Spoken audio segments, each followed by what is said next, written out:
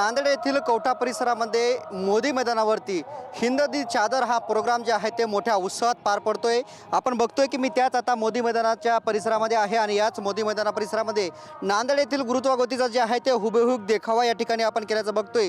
गुरु तेज बहादूर साहबजी दरबार असा जो दरबार जो आहे ते या ठिकाणी त्याची प्रतिकृती जी आहे ते याच नांदेडच्या मोदी मैदानावरती बनवण्यात आलेली आहे। खरं तर 24 आणि 25 तारखेला हिंद दी चादर हा कार्यक्रम उत्साहात पार पडत आहे।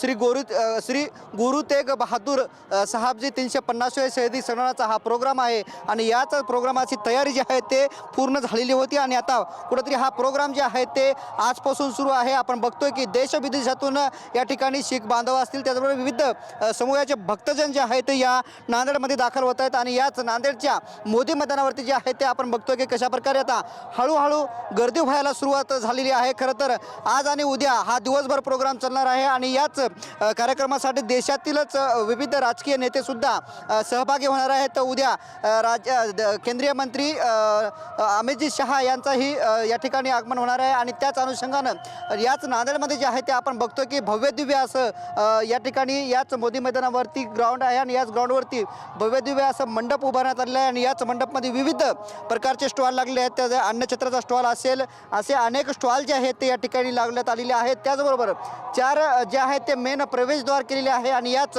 प्रवेशद्वाराला जे आहेत ते विविध संतांचे नावं दिलेली आहेत। जसं की संत श्री भगवान नामदेवजी असं या एका कमांड नंबर 2ला नाव दिलेलं आहे। दुसरीकडे आपण कमांड नंबर 2 बघतोय की श्री गुरु नानक देवजी असे विविध आशयाचे जे आहेत ते गेट बनवले आहेत आणि याच गेटला जे आहे ते संतांचे नावं देण्यात आलेले आहे। खरं तर हा भव्य दिव्य कार्यक्रम जो आहे ते याच नांदेडच्या मोदी मैदानावरती पार पडतोय आणि मोठ्या उत्साहामध्ये हा जो कार्यक्रम जे आहे ते या ठिकाणी पार पडत असल्याचं आपल्याला पाहायला मिळत आहे। कॅमेरामॅन अमित आडेसह मी रमेश चेंडके, TV9 मराठी, नांदेड।